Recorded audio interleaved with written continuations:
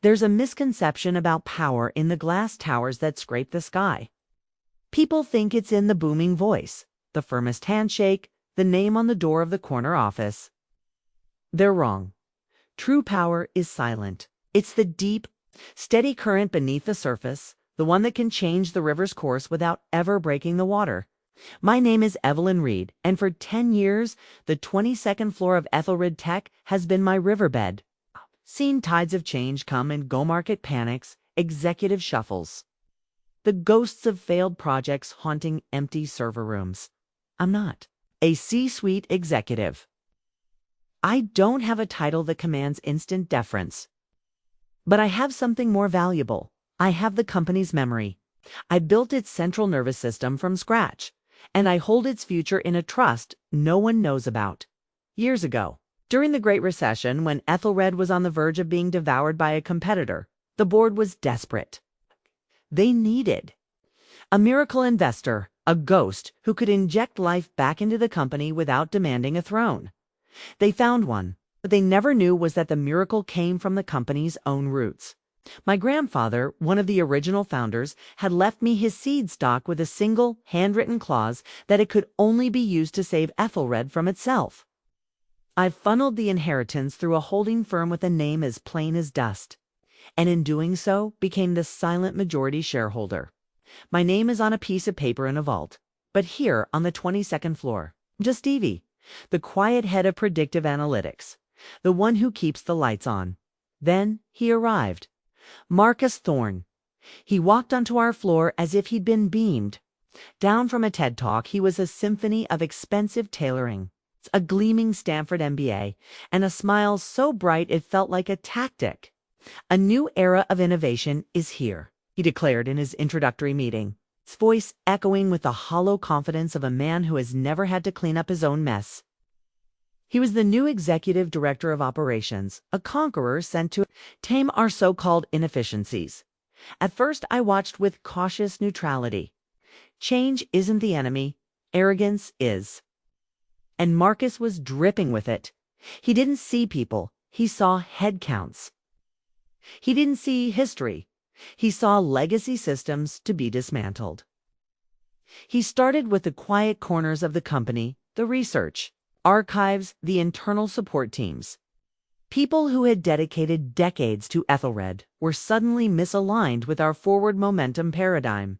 His favorite phrase, which he deployed like an air freshener to cover the stench of dismissal, was, "Let me distill this for you."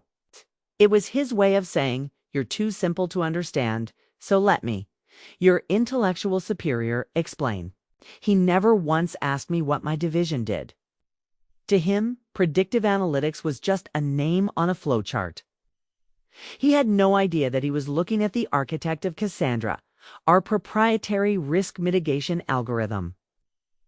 Cassandra wasn't just a tool. It was the company's soul, coded in data. It had predicted the last supply chain collapse 6 months in advance, saving us from a loss that would have crippled us. It had identified the security flaw in our client portal a full year before. Our competitors suffered a catastrophic breach. Cassandra was my legacy and, by extension, my grandfather's. It was proof that substance would always eventually outperform style. Marcus, to my growing dread, was all style. The summons came on a gray Thursday morning. The air was thick with the smell of rain and unspoken anxiety. Marcus's assistant, a young woman with perpetually startled eyes, delivered the message without looking at me. "Mr. Thorne would like to see you in conference room Delta." Now, no context, no agenda. A command, not an invitation, as I walked. The long, sterile corridor, the polished marble floor reflected the cold. Fluorescent lights above, making the hallway feel like an infinite gleaming tunnel. The usual hum of keyboards and quiet conversation was absent. It was as if the entire floor was holding its breath.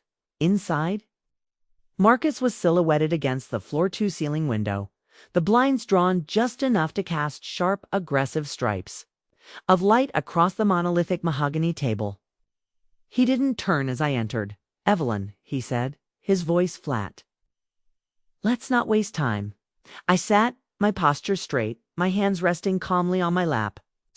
He finally turned, his eyes sweeping over me, with the detached appraisal of an auctioneer looking at an old piece of furniture. "I've been reviewing your department's output," he began, steepling his fingers. "Frankly, it's archaic. This Cassandra system you're all so proud of, it's a relic. Slow, cumbersome. We're in the age of agile AI, machine learning. We need to be faster, more aggressive." I remained silent, letting him spin his narrative. He shrugged. A dismissive gesture that was meant to look casual but felt deeply insulting. Industry standards, market velocity, my gut instinct. Doesn't matter. The bottom line is, we're streamlining. And your role, your entire approach, has plateaued. He leaned forward then, lowering his voice to a conspiratorial whisper, as if he were doing me a favor. "You're a legacy employee, Evelyn. You're replaceable." The words didn't sting, they clarified. They were the key turning in a lock I hadn't realized was sealed. The dam of my patience, built over weeks of watching him dismantle our culture, didn't just crack. It vanished. A short, sharp laugh escaped my lips. His perfectly composed face twitched, a flicker of annoyance. "I'm being deadly serious." "Oh, I know you are," I said, a genuine smile spreading across my face. "And that's what makes this so monumentally amusing." His annoyance hardened into a mask of authority. "If you find your professional obsolescence a source of humor, perhaps you'd prefer to formalize your exit today." I leaned forward, mirroring his earlier posture, and held his gaze. "Go ahead, Marcus, fire me." His bravado sputtered. Just for a second, the mask slipped, and I saw a flash of pure confusion. "Excuse me, you heard me," I said, my voice as calm and steady as a surgeon's hand. "If I am so useless, so replaceable, then let's not waste another second. Get HR in here.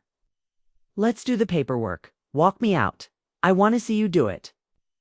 The room was utterly silent, save for the hum of the ventilation system. His mind was racing, the gears turning behind his eyes, trying to compute this unexpected variable. He had expected tears, pleading, a desperate defense. He had not expected an invitation. He had not expected a challenge. He was a bully who had just punched a block of granite, and his knuckles were beginning to ache. He didn't know that to fire me, he would need board approval. And he didn't know whose signature was required to call a vote. He had no idea that the legacy employee sitting across from him was the very foundation his gilded throne rested upon. Leaving that room, I didn't feel angry. I felt a surge of adrenaline, a clean, cold clarity. The game had been declared. The curtain was about to rise, and Marcus Thorne was about to learn, in front of everyone, who was actually directing the play. By Friday, the whispers had begun. In a corporate environment, silence is a vacuum, and gossip rushes in to fill it. People saw me leave that meeting with a calm, almost serene expression. They saw Marcus spend the rest of the day in a flurry of closed-door meetings, his confident stride now carrying a new, rigid tension. He was paving the way for his big move, a full restructuring he planned to unveil at the quarterly board strategy session. He was trying to tie off what he saw as a loose end me. Too bad for him, that loose end was the anchor chain. That morning, I got a call from Eleanor Vance, our head of legal. Eleanor was sharp, fiercely loyal to the company's original charter, and one of the few people who knew my grandfather. "Evie," she said, her voice low, "I've reviewed the pre-read for the board meeting. Marcus submitted his proposed restructure. Your name, your entire division, is slated to be sunsetted." "Of course it is," I said, looking out my window at the city below. "He's trying to erase you before you can become a problem. But here's where he really messed up. On the shareholder approval line item, he just listed it as pending confirmation." There was a pause. "He still doesn't know it's you, does he?" And I have no intention of enlightening him. "Evelyn, you could end this right now with a single phone call," Eleanor said, a hint of concern in her voice. "I don't want to end it, Elle," I replied, a cold resolve settling in my chest. "I want him to walk directly into it. Men like Marcus don't learn from warnings." They learned from falling off the cliffs they were too arrogant to see. I spent the weekend preparing not for a fight, but for a lesson. I reviewed our financials, our operational metrics, and the performance reports from Cassandra that proved with chilling accuracy the value of the very system he called a relic. Then I retrieved a slim leather folio from my safe at home. Inside were the documents, the capital investment agreement, the proxy rights, and the original founding charter addendum, bearing my grandfather's unmistakable, elegant signature. Monday arrived crisp and clear, the kind of day where there are no shadows to hide in. I dressed with purpose, a tailored navy dress, simple pearls, the uniform of someone who does not need to shout to be heard. The boardroom was tense. I took my usual seat at the far end of the long table. Eleanor gave me a subtle, reassuring nod. Marcus strode in at the last minute, radiating a confidence that now looked brittle, performative. He sat to the right of the chairman and launched his presentation. It was a master class in corporate jargon. Synergy, disruption, paradigm shifts. Slides filled with aggressive projections and buzzwords flashed across the screen. Then he arrived at his grand finale. And to accelerate our path to market leadership, I propose a fundamental restructuring of our analytics division. We will be transitioning Evelyn Reed's role to an external advisory position, and her team's duties will be absorbed by more agile, AI-driven workflows. He said it without looking at me, as if I were already a ghost. A few board members shifted uncomfortably. The chairman, a stoic man who had known my grandfather, cleared his throat. Before we proceed, Marcus, any structural change of this magnitude requires majority shareholder approval. Marcus gave a tight, confident nod. Of course, I have it listed as pending. I was assured it wouldn't be an issue. It was time. I cleared my throat, and the sound, though quiet, cut through the room. I'm afraid there is an issue. Every head turned toward me. I cannot approve that proposal. Marcus blinked, a fish out of water. I'm sorry, he stammered, turning to me with utter confusion. With all due respect, Evelyn, you don't have that authority. Actually, I said, my voice I do. I reached into my folio, pulled out the ownership documents, and slid them gently across the polished table toward the chairman. The room fell into a silence so profound you could hear the city traffic 22 floors below. Eleanor leaned forward. Correct, she confirmed, her voice ringing with legal certainty. Evelyn Reed, through her holding firm, is the majority shareholder of Evelyn Technologies, has been verified since the emergency capital raise 10 years ago. The blood drained from Marcus's face. His mouth opened, then closed. For the first time since he'd arrived, he looked utterly, completely lost. The carefully constructed universe he had built around himself had just imploded. I didn't know, he whispered, the words barely audible. I tilted my head, my gaze unwavering. That, Marcus, is precisely the problem. You've spent weeks making sweeping, destructive decisions without ever bothering to understand the landscape, the history, or the people who hold this company together. The chairman, his face a mask of dawning realization, leaned back. He said, his voice laced with new gravity, that certainly changes the agenda. Marcus turned red, a flush of humiliation creeping up his neck. Why didn't anyone tell me? I didn't flinch. Because you never asked. You assumed. He opened his mouth to argue, to defend, to say something, but no words came. Only a heavy, defeated silence. That morning, Marcus Thorne finally realized the boardroom wasn't his stage, it was mine. And the lesson was just beginning after the board took a recess. Leaving Marcus frozen in his chair, the chairman asked me to stay. He looked from the documents to my face, a slow understanding dawning. In his eyes, this explains the composure, he said quietly. You could have stopped him at any point, Evelyn. I wasn't interested in pulling rank, I said. I was interested in revealing character. I wanted to see who came to build and who came to break. He nodded, a ghost of a smile on his lips. That was one hell of a checkmate. When I finally stood to leave, I walked past Marcus's chair without a glance. But as I reached the door, I heard his voice, small and hollow. Why not just tell me? I paused, turning only slightly. Because the people who matter already know. And the ones who don't eventually show you exactly why they don't. The days that followed were strange. Marcus began a new, insidious campaign. He couldn't attack my position, so he attacked my credibility. My team's data access was mysteriously revoked for security protocol updates. Key client meetings were reassigned to his hand-picked junior executives to better align with operational team leadership. He was trying to isolate me to build a new narrative where I was paranoid and obstructive. Betting I would lash out and prove him right. It was a familiar, cowardly tactic. Seen it used before, on other women, other quiet leaders. But this time, I was ready. I documented everything, every email, every canceled meeting, every timestamp. My inbox became a meticulous log of his microaggressions. The anonymous messages from other employees started to pour in. Quiet notes of gratitude and fear. Thank you. He steamrolled my entire team. He told my manager I was lacking executive presence after I questioned one of his projections. I compiled them all into a private file. Not for revenge.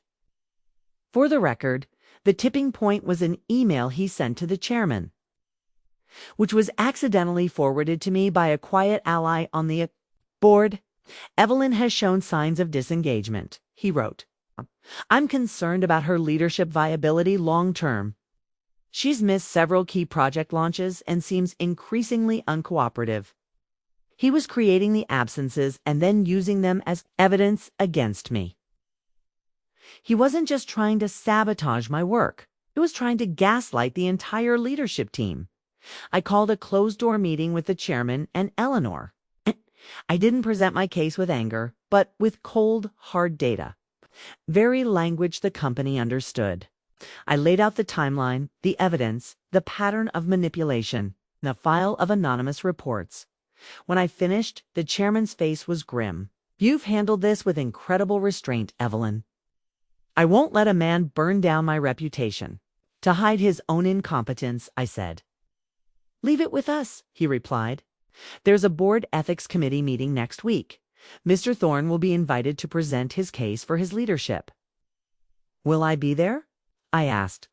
A firm look crossed his face. You won't just be there. You will speak. The ethics meeting was held in the executive conference room, a space usually reserved for anointing leaders, not deposing them. Marcus arrived, polished and smug, ready for another performance. He launched into a rehearsed speech about misalignment, and a clash of working styles painting me as a resistant relic of the past. When it was my turn, I didn't stand. I simply distributed my evidence. The timeline of his sabotage, the anonymous reports, the damning email, and one final document. This is a report, I said, my voice steady, that I ran through the Cassandra system last night. It details a catastrophic vulnerability in the new AI software Marcus acquired and fast-tracked for implementation. A vulnerability he was warned about by his own integration team, which he chose to ignore. According to Cassandra's projection, had it gone live next week as planned, it would have corrupted over 60% of our client data. The silence in the room was absolute. Marcus's face turned ashen. He had tried to kill Cassandra, and in the end, she had delivered the final fatal truth. The chairman's voice was like ice. Jacob, your role was to lead with integrity. Instead, you have operated with deceit, endangered this company, and created a culture of fear. You are suspended, effective immediately. Security will escort you from the building. Marcus stared at me, his mask of superiority completely shattered, revealing the panicked hollow man beneath. This was a setup, he hissed. No, Marcus, I said, my voice soft but clear. You set yourself up. You underestimated the one person you should have. Listen to. He left without another word. As the door clicked shut, the entire room seemed to exhale. 2 weeks later, the air at Ethelred was different. It was lighter. The board asked me to step in as interim head of strategic operations. My first act was to reinstate the teams Marcus had dismantled and to launch a company-wide integrity audit, asking employees for their honest feedback without fear of retribution. A month after that, the chairman called me into his office. He slid a formal letter across the desk. It was an offer for the permanent position of executive director. I didn't ask for this, I said. That's precisely why you've earned it, he replied. That night, I stood in the vast, empty office that had been Marcus's. I looked out at the sprawling city, a universe of tiny lights. I thought of my grandfather, of the quiet legacy he entrusted to me. The next morning, I removed Marcus's nameplate from the wall. I didn't replace it with my own. Instead, I had a simple brass plaque installed with the words my grandfather had written in the margins of the company's first charter. 3 words that now defined our future. Integrity is non-negotiable. Power isn't about having the loudest voice. It's about knowing the truth, speaking it when it matters most, and building a culture where everyone else feels safe enough to do the same. I didn't win because I held the most stock. I won because I never forgot who we were meant to be, even when others tried to rewrite the story, and that is a power no one can ever take away.